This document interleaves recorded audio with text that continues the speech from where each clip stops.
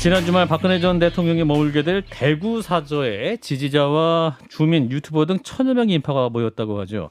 작년에 특별 사면된 박근혜 전 대통령 이제 병원에서 치료를 받고 있는데 퇴원 후에 어떤 메시지를 내놓을지 앞으로 대선 판세에 중요한 변수로 꼽히고 있습니다. 박근혜 전 대통령을 가장 가까이에서 지켜보고 계시는 우리공화당 조원진 대선 후보 오늘 스튜디오에 모셨습니다. 어서 오십시오, 후보님. 반갑습니다. 네, 우리 김경림 의원님과 우리 김성현 소장님과 안녕하세요. 안녕하십니까. 예, 후보 등록은 하신 거죠? 어제 후보 등록 아침 9시에 사람들이 많이 와서 예. 제비뽑기했는데 제가 1등 해가지고 제일 먼저 등록했습니다. 그러시니까 첫 번째로 예. 등록을 하셨어요. 그 부정부패를 확불히 뽑겠다 이렇게 말씀하셨어요. 요즘 뭐 대장동 때문에 부글부글 끓잖아요. 대장동은 당시 시장 이재명 지사가 책임이 크고 예. 두 번째는 대장동 의혹에 윤석열 후보도 자유롭지 못한 것 같아요. 아하. 그래서 우리 공화당은 쌍끌이 특검하자. 아하. 양쪽 다 쌍끌이 있잖아요. 확 드러내는 특검을 하면 보자. 예. 그렇게 주장을 하고 있죠. 그리고 예. 각 지방자치단체가 대장동뿐만이 아니고 부동산 가격이 좀 출렁거릴 수 있는 지방자치단체는 대부분 그런 경우가 많습니다. 예를 들어서 용도 변경, 예. 대장동이 150% 용적률에서 195% 올렸잖아요. 그거 하나만 해도 한 5천억 되거든요. 예. 대장동 규모 되면은. 그래서 그런 거를 전체적으로 부동산 토착세력들에 대한 토건 비리를 완전 한 뒤집어 보자. 그러면 아마 정치가 굉장히 순화될 것 같아요. 예. 박근혜 전 대통령이 지금 병원에 있는데 후보님 출마 소식 듣고 어떤 말씀해 주셨나요? 뭐 저는 편지로 아하. 뭐 말씀을 드렸고 특별한 말씀 없으셨어요. 그러신가요? 지금 회복이 한 50% 정도 됐고 한 15일 이후면 퇴원 가능하다라는 말씀도 하셨는데 그럼 내일 지금 퇴원하십니까? 제가 보기에는 그 회복이 굉장히 더뎌서 그런가요? 뭐 22일 얘기하는 분도 있고 한데 2월 22일. 조금 더 늦을 가능성도 있다. 저는 그래 보고요. 아하. 그 회복되는 상황에 따라서 달라진다. 아하. 그래 보시면 될 것 같아요. 근데 이제 박근혜 전 대통령 그 유영하 변호사께서 최근에 이제 빠른 시일 내에 국민 여러분께 직접 감사 인사를 드릴 수 있도록 하겠습니다라고 말씀을 하셨는데 이것도 그러면 일정이 조금 뭐 그 감사 인사는 하시는데 예. 메시지를 어떤 메시지를 낼까? 아하. 뭐 대통령께서 뭐 이재명 후보 도우라는 그런 메시지는 안 나오는데 선뜻 뭐 윤석열 후보에 대한 감정이 그렇게 좋지 않잖아요. 그래서 그 어떤 결정은 대통령께서 하시는 거 아니겠나 이렇게 보는 거예요. 대선 전에 메시지가 나올 것이다라고 보시는 겁니까?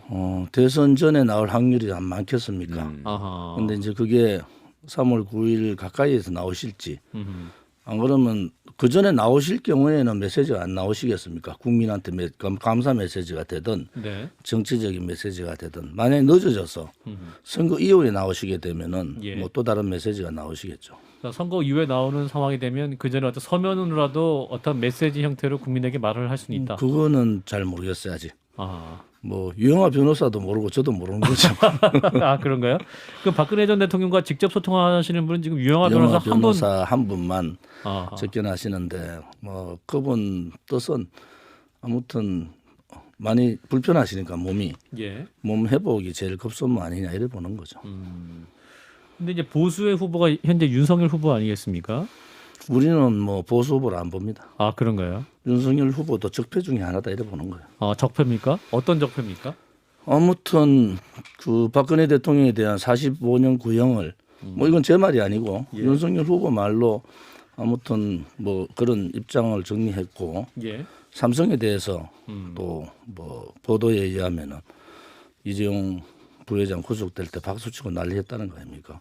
윤석열 당시 특검 팀에서 그래서 수사팀장이 그런 부분들은 뭐 저희들이 볼 때는 그 뭐 문재인 정권의 그런 적폐 우리는 이제 적폐를 좀 구분을 해요. 예.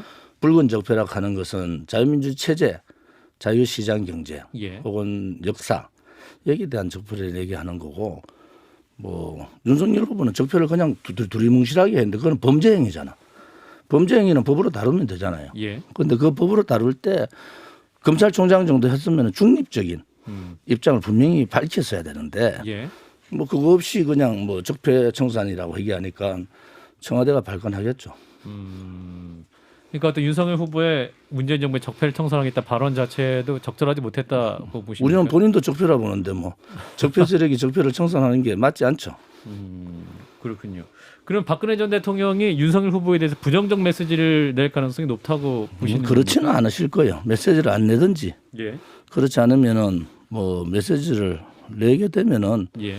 뭐 이제 콕 집어서 무슨 얘기를 안 하시지 않겠는가. 음. 근데 그 어떤 메시지를 내도 지금 메시지가 나오면 그게 다 정치적인 해석이 그렇죠. 각자의 보는 방향에 따라 다 다르지 않습니까? 예. 근데 요즘 뭐 제가 오늘도 그 얘기 들었는데 오늘은 1,000명 이상이 왔다 그러더라고요. 대구 사저에.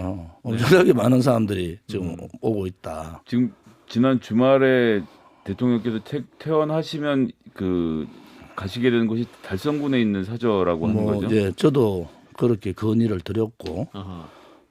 치료 문제만 없으시면은 고향이시고 정치적인 고향인 달성 쪽이 제일 안 낫겠나 그런 생각을 한 거죠. 예. 그래서 박근혜 전 대통령 역시 본인에게 의미가 있는 곳이니까 그곳으로 가시겠다. 뭐 여러 가지 면에서 어려울 네. 때마다 거기에 많이 가 계셨잖아요. 예, 예. 그렇군요. 그러면 굉장히 이제 1,000명 이상 지금 모이고 있지 않습니까? 예, 예. 그 후보님 보시기에 어떤 생각 드세요? 이제 뭐 그 오신 분들의 생각이 여러 네. 생각이 있으실 거예요. 하나는 좀 억울한 면이 많다 그런 분이 있고, 혹은 어떤 분들은 또 정치 재개를 해라 뭐 그런 분도 있고, 뭐 또 우리 공화당 분들이 많이 가시더라고요. 예. 가는 것은 어디 가서 사시는가 그럼 걱정돼서 가보는 분들도 있습니다. 이게 아마 끊이지 않고 계속 될 것 같아요. 그래서 저희들도 여러 가지 고민을 하고 있습니다. 사저의 운영 방식에 대해서. 네. 그렇군요. 운영 방침이야 대통령이 알아서 하시는데 네. 주변 문제, 아하. 뭐 주변 문제를 좀 조용하게 그렇게 했으면 좋겠다. 근데 이제 뭐 건너편 상가의 유튜버 분들이 사무실도 얻으시고 막 굉장히 좀 북적북적해지는 분위기인 것 같은데 경찰들도 출동을 하고. 그 유튜브들은 통제가 안 되잖아요. 지금은 유튜브 통제가 안 되잖아요. 자나우나 통제되지 않는 게 유튜브인데 뭐. 그러면 그 뭐랄까요? 그 박근혜 전 대통령의 사저 생활을 막 그 중계하기도 하고 뭐 그런 상황까지 올 수 있지 않을까요? 그러면? 준비를 하는데 뭐 유튜브들이야 뭐 그 자기들 존재감을 내기 위해서 하는 것이고, 예.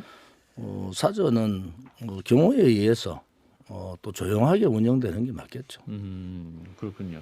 근데 마을에는 박근혜 대통령 창당해 이러한 플래카드도 붙어 있다고 해요. 창당은 뭐 우리 공화당이 있는데 뭐 창당을. 그러니까 우리 공화당이 있는데 그렇게 말 나오는 우리 거 어떻게 공화당하고 보세요? 다른 생각을 가진 분도 있으니까. 아, 그래요. 그것은 뭐 각자의 생각이지 않겠습니까? 예. 김경진 의원님 질문하세요. 네. 그러면 지금 실제로 건강이나 이제 어떤 안 좋으시죠? 유영아 표현으로 하면 그냥 예. 그 나오실 때 100을 건강하다 보면 한 30%, 지금 한 달 가까이 넘었잖아요. 예. 한 20%, 50% 정도, 20% 정도 좋아졌다. 그리고 서서히 이렇게 좋아지시는 것 같아요. 그러면 이제 의식이나 정신이나 본인의 그거는 뭐 생각은 전혀 상관없고 그건 또 혼자 예. 그냥 다니시고 예, 예. 뭐 그런 부분, 정신적인 부분 이런 건 전혀 문제가 없으시고, 그러니까 몸 전체에 예. 전체가 조금 다 무너져서 그런 부분이, 원래 지병도 계시잖아요. 예. 지난번에 문재인 대통령이 사실은 이제 사면이 워낙 급작스럽게 이루어져서 정말 그때 뭐 이렇게 안 좋은 상태죠. 예, 뭐 이렇게 뭐 그럼 갑작스럽게 뭐 심의위원, 사면 심의위원회가 열려가지고 만장일치로 됐다는 것은 그만큼 뭐 저는 정치적인 고려를 안 하는 입장인데 네. 예. 그만큼 건강 상태가 안 좋아지셨다. 네. 저는 그렇게 보는 거죠. 그렇군요. 그래서 이제 조원진 후보님이 그 윤석열 후보가 조건 없이 박근혜 전 대통령에게 사과를 해야 된다 이런 말씀도 하셨어요. 어떤 사과를 말씀하시는 겁니까? 지금 뭐 윤석열 후보는 사과할 게 꽤 많은데 예. 앞에 사족을 자꾸 달잖아요. 예. 무슨 자기 소임을 할 수밖에 없었다. 이런 특검 특검 팀장으로서. 반장이죠. 예. 특검 팀장으로서 지금 특검이 했던 것 중에서 예. 뭐 태블릿 PC나 그다음에 K미러 재단 기타 많은 증거들이 증거 채택이 안 됐어요. 그것은 그게 옳지 않다는 거, 증거로 채택으로서의 가치가 없다는 거 아닙니까? 실질적인 기소의 조건은 그 문제였어요. 그 문제, 케미르 재단의 국정농단, 네. 그다음에 뭐 이런 거였는데 실제로 그게 빠져버렸다고요. 큰 네. 뭉치가. 그래서 그런 부분에 있어서는 검찰 그 특검 팀장으로서 할 수 있는 일, 또 밖에 나와서 보니까 내가 그 당시에 정말 뭔 잘못했다라는 그런 부분이 좀 필요하다. 그다음에 윤석열 후보가 대통령 아니잖아 아직. 예. 근데 헌법을 자기 마음대로 막 바꾸더라고. 어떻게 바꿨습니까? 5.18 정신을 헌법 전문에 넣는다고 선언을 하더라고. 이거- 그거는 아니 또 뭐 동의가 필요하고 그러면은 예를 들어서 정권 교체 된다고 하면은 개헌 정국을 바로 들어가 버리잖아요. 예. 그럼 어떻게 되겠어요? 그래서 그런 부분보다는 오히려 그런 중차대한 뭐 개헌의 문제, 중차대한 헌법적인 문제는 조금 차분하게 여러 가지 의견을 들어보고 또 뭐 5.18 그에 또 개사과하는 그 시점에 그 다음날 가서 했잖아요. 예. 그런 건 맞지 않다 보는 거지. 그 너무 좀 경솔하다. 후보님 제가 구체적으로 하나 여쭤볼게. 어쨌든 그때 이제 당시 박근혜 대통령에 대한 영장 청구는 검찰에서 했었잖아요. 근데 제 기억에 아마 한흥재 검사인가 아마 하고 그때 총장이 김수민 총장인가 뭐 그랬던 것 같고 당시 그러니까 이제 윤석열은 그때 특검에 파견 나가 있었고 그러니까 최순실과 관련된 수사 요거를 한 건 이제 맞지만 기본적으로 박근혜 대통령에 대한 범죄 사실 조사 영장 청구는 사실은 윤석열 후보하고 상관이 없단 말이에요. 근데 그럼에도 불구하고 후보님께서 윤석열 후보가 박근혜 대통령 구속이라든지 형사사법과 관련해서 책임져야 된다. 책임져야 될 대목이 네. 오늘 다 설명을 안 하겠는데요. 대목이 많습니다. 그 안에 특검에서 재판 과정에 특검이 하루에 10시간씩 4일을 재판했어요. 방어권을 박탈시켜 버렸잖아요. 그다음에 조사를 했다는 말씀이죠. 윤석열 예. 검사장이 서울지검장이 할 수 있는 중앙지검이 할 수 있는 게 형집행 정지예요. 형집행 정지 2번을 요청했는데 2번 다 거부해 버렸어요. 몸 상태가 그서부터 이제 완전히 무너진 겁니다. 세 번째 나오기 이틀 전에 내국동 사저 공매 붙였잖아요. 그거는 사람으로 할 수 없는 도리라고.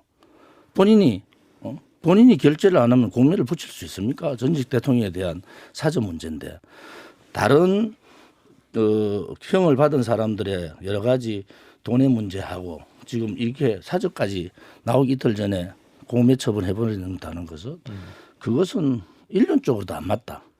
그래 따지면은 뭐 윤석열 후보에 대한 감정은 저희도 뭐 너무 많이 알죠. 그런데 우리가 말을 자제하는 것은 아무튼 뭐 윤석열 후보가 사과를 진솔을 되게 하면은 된다. 그다음에 우리 공화당이 사실은 윤석열 후보 쪽에다가 이번에 단일화, 야권 단일화 안 하면 진다. 네. 그리고 호남 지역에 지금 뭐 25% 뭐까지 가는데 호남 지역에 있는 분들이 지금 굉장히 전략적인 여론조사 선택을 하고 있어요. 무슨 말씀이세요? 그러니까 전체적으로 호남이 25% 정도 지금 가까이 나오더라고요. 국민의힘에 이게, 그게 굉장히 조금 약간 거기에 매몰돼 있던데 국민의힘이 예. 그게 실질적으로 투표 행위로 가면 달라져요. 역선택이었다. 그래서 그래 되면은 윤석열 후보가 오히려 이기고 있지 않다고 보는 거예요. 실제 지금 실질적으로 우리는 그렇게 분석을 하고 있어요. 아하. 그러면은 단일 후보를 안 내면은 어떻게 이길 수 있을까? 저는 그런 부분이 좀 다르게 봐요. 그래서 우리가 한 열흘 이상 됐죠. 권영세 사무총장한테도 본부장, 예, 단일 총괄본부장. 후보에 대한 논의를 하자. 예. 공문을 보내서 공문. 예. 답이 없어요 오늘까지. 우리 공화당에서 보냈다는 예. 말씀이시죠? 그러니까 예. 그거는 뭐 그들의 선택이니까 뭐 그거는 그럼 우리 공화당대로 뭐 25억 6,450만 원 후원금이 들어왔잖아요. 국가 보조가 하나 없어도 그걸로 선거 준비를 다 끝냈고 그러면 선거 치르겠다. 그 대신에 책임은 우리가 단일 후보에 대한 논의를 했는데 우리 공화당 때문에 떨어졌다고 책임 묻지 마라. 책임은 국민의힘이 물어야 된다.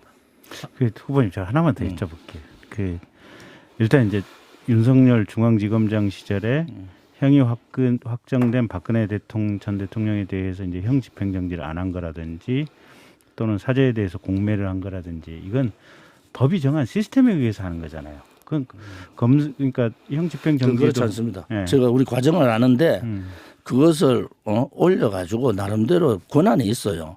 공매 절차도 지금 벌금 부분이나 이런 거 안 한 부분 많잖아요. 또 정치인들. 네. 한명수 총리도 그래 했잖아요. 네. 그런데 왜 굳이 이틀 전에 그걸 공매 절차에 넘기느냐는 거. 그런 부분에 있어서 얘기를 하는 거고요. 뭐 윤석열 후보에 대한 얘기는 제가 할 얘기 되게 많은데 네. 자제하는 거예요. 저만큼 아는 사람이 많이 없어요. 알겠습니다. 그 단일화를 위한 토론도 제안하셨는데 국민의힘에서 답이 없다. 답이 없는 거죠. 그래서 내가 예.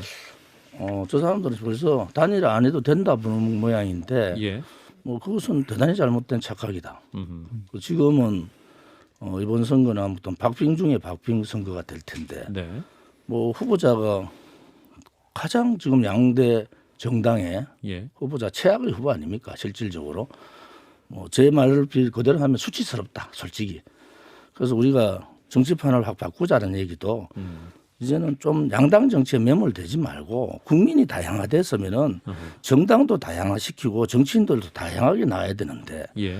이것은 양당 정치만 되면 뭐 김경진 의원님도 그거 못 버티고 국민의당에서 나왔잖아요.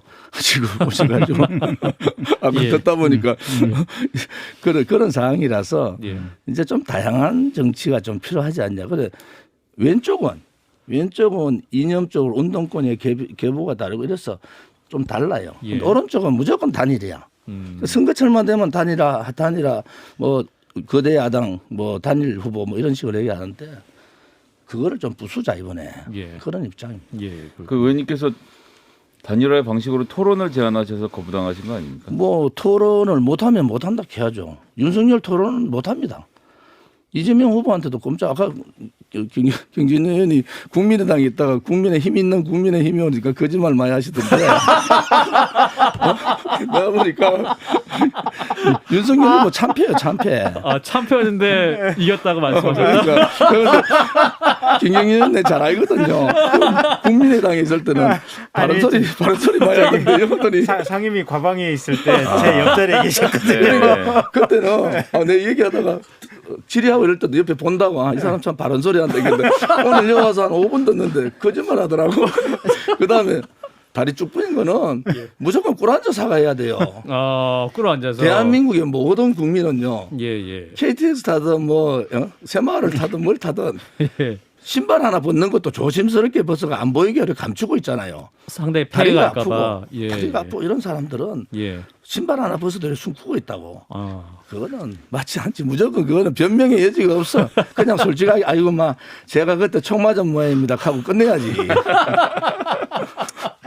아니 윤석열 후보님 왜 그러셨어요? 그러니까 그 얘기를 김경진 의원답게 그 얘기를 그렇게 해야 되는 거야. 윤석열 후보님이 그날 정신이 없었던 모양이다. 요새 피곤해서. 아니, 오늘의 의문의 일편은 김경진입니다. 좋은 질문을 자주 모셔야겠는데 방송에 되게 재밌는데. 자, 그래도 이제 우리 공화당 대선 후보 나오셨으니까 국민들께 마지막 호소하시는 시간 드리겠습니다. 아무튼 그 국민들이 지금 많이 힘들어하잖아요. 코로나 전국에서. 예. 방역에 있어서도 문제가 많지만은 제일 어려운 게 자영업자들이고 국민들 아니겠어요? 네. 국민들한테 시원한 깨끗한 정치, 또 양당 정치에 추악한 최악의 후보를 뽑는 코미디 선거가 아니라 정말 옳은 후보를 뽑는 그런 선거, 그것을 보여드리기 위해서 제가 출마를 했고요. 예. 또 끝까지 그 모습을 보여드리겠습니다. 그래서 이제 양당 정치가 아니라 이제 세대 교체. 네. 저희는 정치 혁명이라고 합니다. 깨끗한 젊은 사람들로 세대 교체하자. 그리고 정당의 다양성을 이제 헌법적 가치잖아요. 정당의 자유활동. 예. 그런 부분들을 이번 선거를 통해서 국민들께 알리는 그런 뭐 선거운동을 할 거고요. 박근혜 대통령에 대한 부분은 뭐 항상 제가 할 것 같고, 예. 양당의 뭐 후보의 개인적인 얘기는 하기 싫어요. 가족 문제는. 예. 단지 하나 좀 부끄럽다. 그래 부끄럽지 않은 후보가 있다. 네. 그것을 좀 보여드리고 싶습니다. 알겠습니다. 오늘 말씀 여기까지 드릴게요. 우리 공화당의 조원진 대선 후보였습니다. 고맙습니다.